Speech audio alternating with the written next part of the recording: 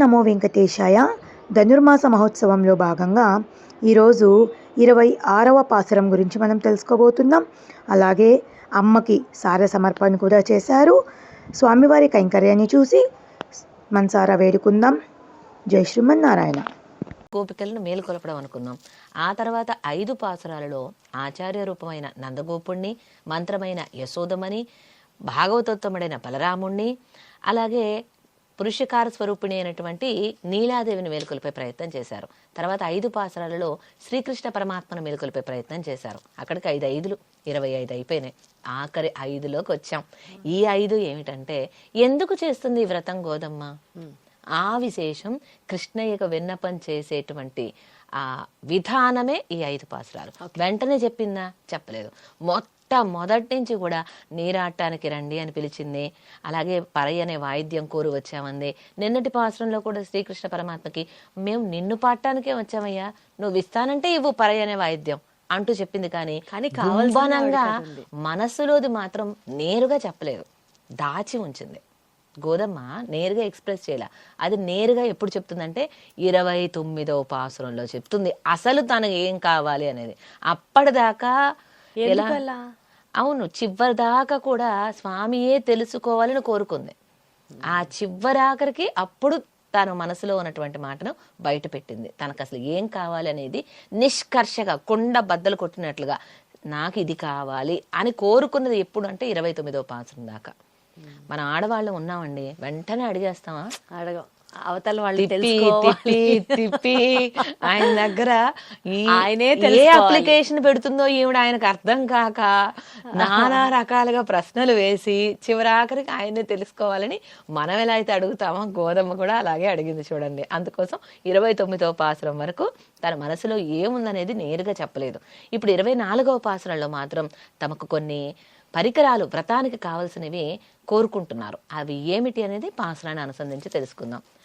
மாலே மணிவண்ணா மார்கழி நீராடுவான் மேலையார் செய்வனுகள் வேண்டுவன கேட்டியேல் ஞாலத்தை எல்லாம் நடுங்க மரல்வனா பாலன்ன வண்ணத்துவன் பாஞ்ச சென்னையமே போல்வன செங்கங்கள் போய பாருடையனவே சால பரம்பரையே பல்லாண்டி சைப்பாரே கோல விளக்கே கொடியே விதானமே ஆள் நிலையாய் அருளேலோர் எம்பாவாய் ఆండాళ్ తిరువడిగళే శరణం. ఇది పాసురం. ఈ పాసురానికి ముందుగా శ్రీకృష్ణ పరమాత్మ ఎప్పుడైతే వీళ్ళు మంగళాలు పాడారో ఆ తర్వాత నీవే భగవానుడు అని మేము తెలుసుకున్నాం స్వామి అంటూ అవతార రహస్య జ్ఞానాన్ని చెప్తున్నారు గోదమ్మ. తాము తెలుసుకున్నటువంటి విషయాన్ని అలా చూస్తూ ఉండిపోయాడట వీళ్ళ వంక.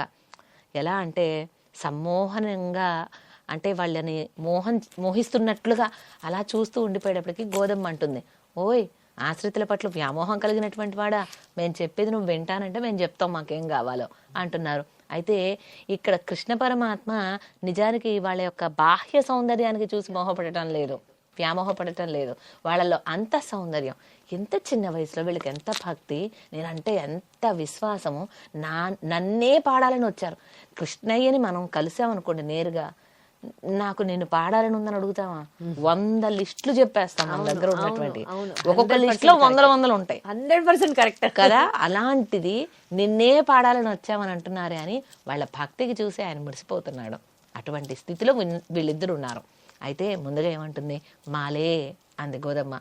ఓ వ్యామోహశీల, ఆశ్రితులు అంటే నీకు ఎంత ఇష్టమయ్యా, మణివర్ణుడు, మణి వలె మెరిసిపోతున్నావు కదా స్వామి, ఎంత సులభం మణిని కొంగును కట్టేసుకోవచ్చు. అలాగే కృష్ణయ్యని కూడా కొంగును కట్టేసుకోవచ్చు.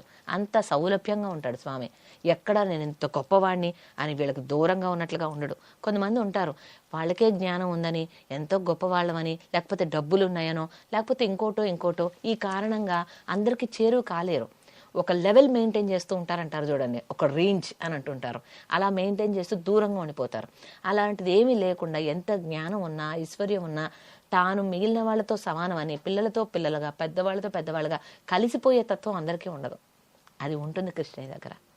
అందుకని మణివర్ణ అన్నారు చూడండి. అటువంటి మణి వంటి వర్ణుడు స్వామి, సౌలభ్యం అనమాట, కొంగును ముడేసుకునేంత. మాలే మణివಣ್ణ మార్గళి నీరాడవాన్ స్వామి, మేము ఈ మార్గశీర్ష స్నానం ఆచరించడం కోసం అని చెప్పి వచ్చాం. సరే మీరందరూ ఈ వ్రతం ఎందుకు చేస్తున్నారు అని అడిగాడు కృష్ణయ్య. అడిగితే మా పెద్దలందరూ చేశారు కృష్ణ, అందుకని మేము కూడా ఈ వ్రతం చేస్తున్నాం. చూడండి, కొన్నిటికి ఎందుకు ఏమిటి అని అలా ఆలోచించే అవసరం లేదు. మన పెద్దలు చేస్తున్నారంటే మనం చేసేయాలి అంతే. అంతే. అనూచానంగా వస్తూ ఉంటాయి మనకి కొన్ని. యద్యదాచరతి శ్రేష్ఠ తత్త దేవే తరోజన అంటాడు భగవద్గీతలో గీతాచార్యుడు. ఎవరైతే జ్ఞానాధికులైనటువంటి వాళ్ళు ఆచరణ చేస్తూ ఉంటారో దాన్ని అలా మనం ఫాలో అయిపోవచ్చు. అది కరెక్టా కాదా, ప్రమాణమా లేదా అంటూ మళ్ళీ మనం వేరే శాస్త్రాలు అవన్నీ రిఫర్ చేసి చేయనవసరం లేదు. పెద్దల నుంచి వస్తున్నటువంటి దాన్ని ఎప్పుడు ఆపకూడదు అని చెప్పటం. గోదమ్మే చెప్పింది, మేలయ్యార్ సెయ్యవనహళ్, మా పెద్దలు చేశారు, మా పూర్వులు ఆచరించారు ఈ వ్రతాన్ని, అందుకని మేము కూడా చేద్దాం అనుకున్నాం. అందుకని ఈ వ్రతానికి ముఖ్యమైన అంగం ఏమిటంటే స్నానం చేయటం. దానికోసం ఇలా వెళ్తున్నాం. ఇప్పుడు శ్రీకృష్ణ పరమాత్మ అడుగుతున్నాడు, సరే వ్రతము మీ పెద్దలు చేశారని చేస్తారంటున్నారు, ఈ వ్రతానికి ఏం కావాలో అదన్నా కోరుకోండి.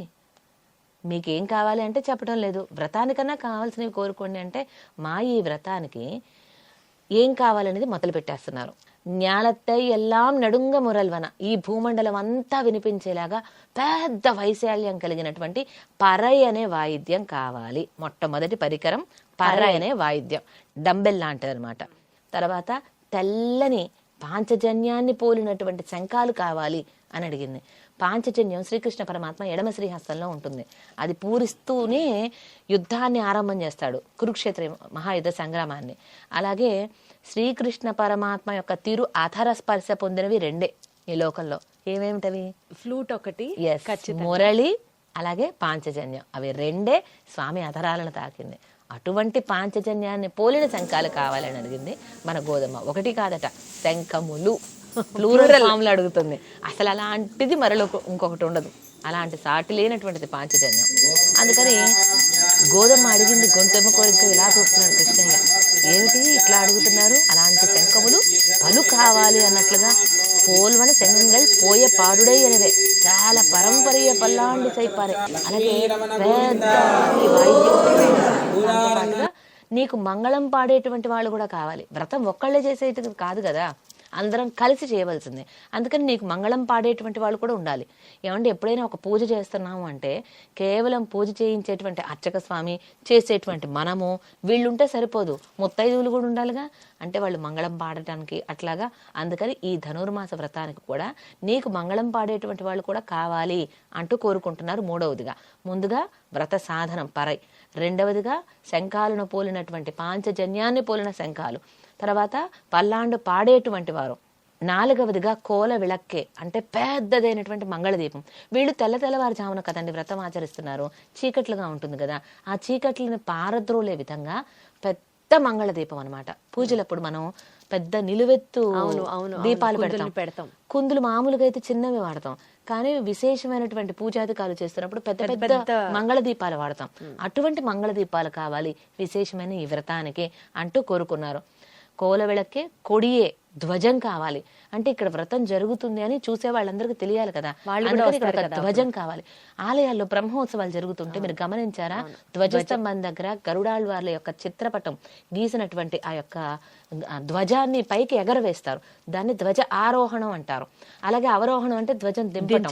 బ్రహ్మోత్సవాలు ప్రారంభంలో ధ్వజారోహణం జరుగుతుంది, ఎండింగ్ లో ధ్వజ అవరోహణం జరుగుతుంది, దింపేస్తారు. అలాగే మేము వ్రతం చేస్తున్న దానికి గుర్తుగా ధ్వజం కావాలి.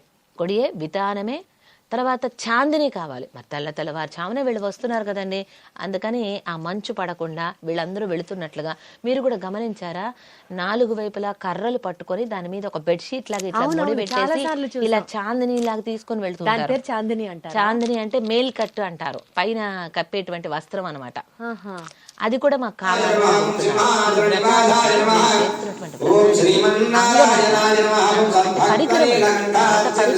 ఈ ఆదిత్య వాయిద్యం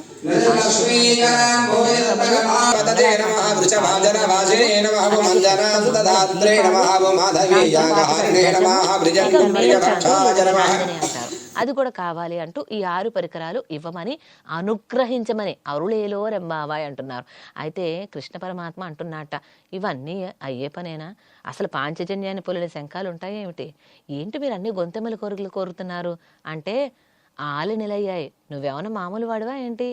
లేత వటదళం మీద అండపిండ బ్రహ్మాండాలన్నీ కడుపులో పెట్టుకుని పడుకున్నావు. నీకు సాధ్యం కానిది ఏమైనా ఉందా? అఘటిత ఘటన సామర్థ్యం కలిగినటువంటి వాడు నువ్వు.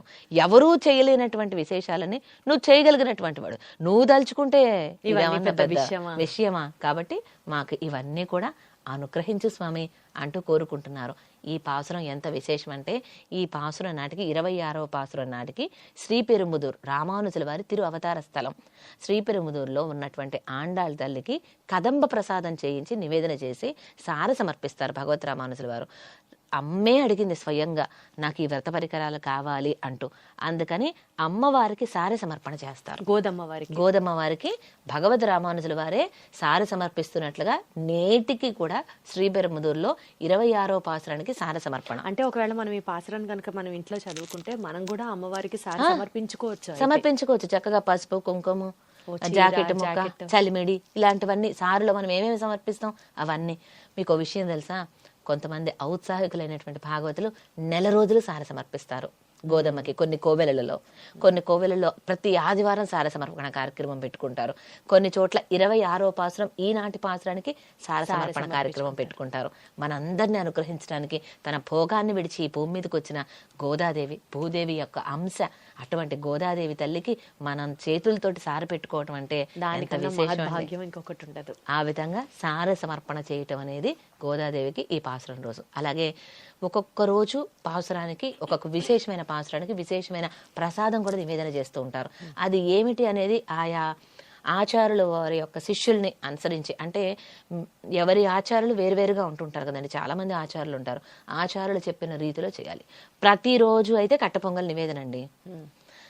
ఇక చుక్క గుర్తున్నటువంటి పాసురాలకి కొంతమంది ఏమిటంటే ఒక్కొక్క పాసురానికి చక్కెర పొంగలి, ఒక పాసురానికి దద్దియోదనం, ఇంకొక పాసురానికి పులిహోర, ఇంకొక పాసురానికి ఇంకేదైనా కదంబ ప్రసాదం, ఇలా రకరకాలుగా చెప్తూ ఉంటారు. ఆ రోజు పాసురానికి ఏం చేయాలి అనేది మన పెద్దలు ఏం చెప్తారో ఆ విధంగా మనం కూడా అలా చేయాలి. ఒకవేళ అవకాశం లేదనుకోండి చేయటానికి ఇన్ని రకాలు, మళ్ళీ గుడికి కూడా వెళ్ళాలి కదా దగ్గరలో కోవిలకి, అక్కడ అది ముఖ్యం. ఈ ప్రసాదాలు చేసుకుంటూ ఇంట్లో కూర్చొని గుడికి వెళ్ళడం మానడం మాత్రం చేయకూడదు. అది ప్రధానం. ఇది కుదిరితే చేయండి, లేకపోతే ఇది వదిలేసినా ఏం కాదు. పత్రం, పుష్పం, ఫలంతో ఏం గుర్తుపెట్టుకోవాలి ఒకటి. కోవిలకు వెళ్ళడం మాత్రం మస్ట్ అండ్ షుడ్. ఈ రోజు మాత్రం కదంబం చేయాలి 26వ పాసురానికి. అడిగి చేయించుకున్నారు కాబట్టి అందుకని రామానుజుల వారి నియమనం ప్రకారం ఈ రోజున కదంబ ప్రసాదం అమ్మవారికి సమర్పించాలి. సారే అవకాశం ఉన్న వాళ్ళు ఈ రోజున సమర్పించవచ్చు. సారగా సమర్పించలేకపోయినా అడిగిన ఈ 6 వస్తువుల్ని అయినా సమర్పించవచ్చు. అమ్మ ఆనాడు వ్రతానికి అడిగిందిగా చిన్న డంబెల్స్ దొరుకుతాయి కదండి బయట, అలా అవన్నీ వేడుకగా చక్కగా ఒక థర్మోకాల్ షీట్ మీద ఇవన్నీ పెట్టేసి అమ్మవారికి సమర్పిస్తున్నట్లుగా ఆ విధంగా వేడుక ఇకంతా మనం ఎంతగా చేసుకుంటే అంత ఆ విధంగా చేసుకోవచ్చు. ఈ పాసురంలో ప్రతి పాసురం విశేషమైన పాసురం. అలాగే ఇక్కడ నుంచి మొదలుపెట్టి గోదమ్మ తన కోరికలను కోరుకోవటం మొదలుపెట్టింది. అది ఏమిటి అసలైనది 29వ పాసురంలో చెప్తాను. అర్థమైంది. అలాగే తప్పకుండా. ఆండాళ్ తిరువడిగలే శరణం. సర్వం శ్రీకృష్ణార్పణమస్తు.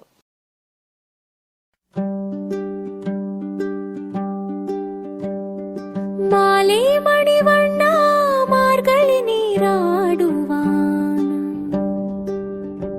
மேலையாறு செய்வனகள் வேண்டுவன கேட்டியேலு நாளத்தை எல்லாம் நடுங்க முரல்வன பாலன்ன வண்ணத்தூன் பாஞ்சஜன்னீரமே போல்வன செங்கங்கள் போய்பற்படுடை எனவே ஷாலப் பெரும் பறையே பல்லாண்டி செய்ப்பாரே கோல விளக்கே கொடியே விதானமே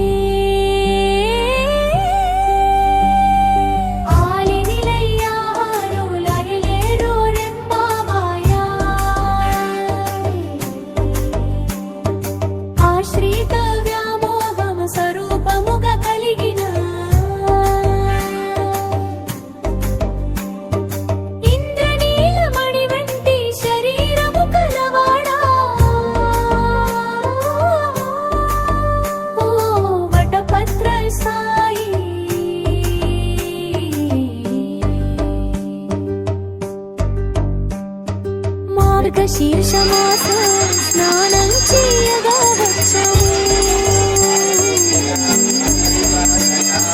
మా పూర్వులను ఈ స్నాన వ్రతాన్ని ఆచరించి ఉన్నారు. ఈ వ్రతానికి అవసరము పరికరము